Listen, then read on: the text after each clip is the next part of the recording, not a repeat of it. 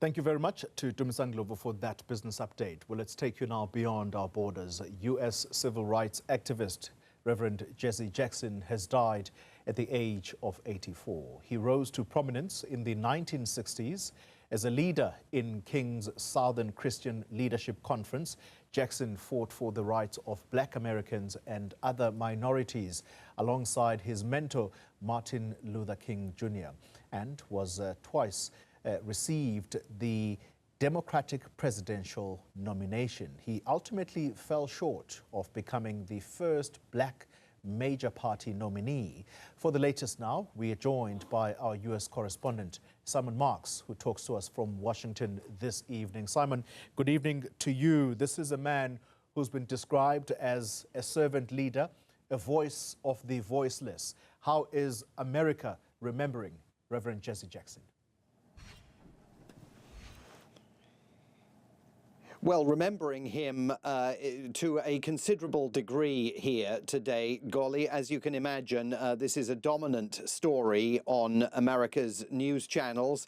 And indeed, tributes have been paid from unlikely quarters, including the President of the United States, Donald Trump. And he normally does not pay tribute to people from the other side of the political aisle here in the United States, or figures unless he truly has something positive to say about them. And the president taking to his own social media account today to say of the Reverend Jesse Jackson, "I knew him well long before becoming president. He was a good man with lots of personality, grit, and street smarts. He was very gregarious, someone who truly loved people." And the president goes on to say that even though he is often, he says, falsely accused of being a racist, it was always my pleasure to help Jesse along the way. And he says that he provided office space for Jesse Jackson's Rainbow Coalition for many years in the Trump building on Wall Street in New York. We're also, of course, hearing from other civil rights veterans and leaders here in the United States. The Reverend Al Sharpton has taken to his social media account to say that Jesse Jackson kept the dream alive and taught young children from broken homes like me that we don't have broken spirits. And the Reverend Al Sharpton there really pointing to the extraordinary nature of Jesse Jackson's American journey. Born in 1941 in South Carolina to a teenage mother. His father was married to another woman. He was raised by his mother, felt a tremendous sense of shame about that as a young man, given the social mores of the time, entered the theological seminary to become an ordained Baptist minister. His studies, though, got interrupted by his activism in the civil rights movement. He participated in the March on Selma in 1965, an absolutely landmark moment in the history of America's struggle for civil rights. 3 years later, he did become ordained as a Baptist minister in June of 1968, and just 2 months after that, he was standing on the balcony of the Lorraine Motel in Memphis alongside the Reverend Martin Luther King when an assassin's bullet brought the life of Martin Luther King to an early end. And in many ways, when you look back at Jesse Jackson's life, you can see that he served as a bridge between Dr. Martin Luther King's leadership of the civil rights movement, terminated as it was by that assassin's bullet in 1968, and the election in 2008 of Barack Obama as America's first Black president. And Jesse Jackson was on hand in Grant Park in Chicago the night that Barack Obama laid claim to the presidency. And we're seeing again and again on American television here today those pictures of tears in Jesse Jackson's eyes as he watched Barack Obama make that victory speech. Now, Jesse Jackson would have been the first to say that America's struggle to bring about equality, to deliver on the victories that the civil rights struggle was battling for is very much unfinished business, particularly at this very moment in American history, which is something that Al Sharpton was talking about just within the last hour in a press conference that he gave, arising from Jesse Jackson's death, and making the point that there is so much more work that still needs to be done, and that Jesse Jackson would have been the first to acknowledge that.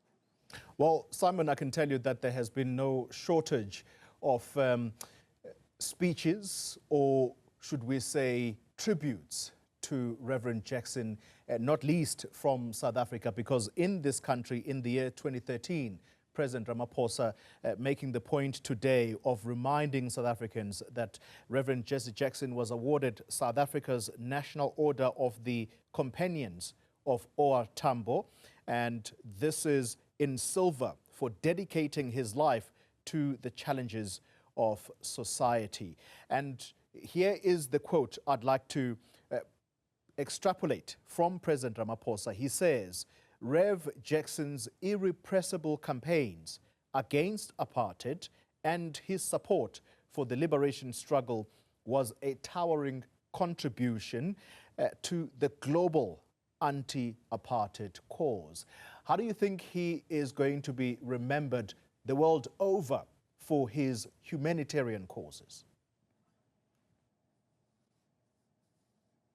Well, I think there's no question whatsoever that Jesse Jackson was the most pivotal figure in terms of battling the apartheid movement, particularly after, of course, the assassination of another figure here in the United States, Senator Robert F. Kennedy, also cut down by an assassin's bullet. And so it fell to the Reverend Jackson in 1979 to make his first historic visit to South Africa in the immediate aftermath of the death of Steve Biko. He never gave up fighting for an end to the apartheid era. Indeed, in 1984, when Jesse Jackson launched his first failed mission for the presidency, he made it clear to Americans that he was putting a change in policy towards South Africa front and center on his foreign policy agenda. He stood foursquare opposed to the position that was taken by Ronald Reagan's administration, which failed directly to confront the apartheid authorities. And Jesse Jackson suggested that Ronald Reagan was essentially supportive of apartheid by failing to take a more direct, controversial viewpoint, contradictory viewpoint to the South African government.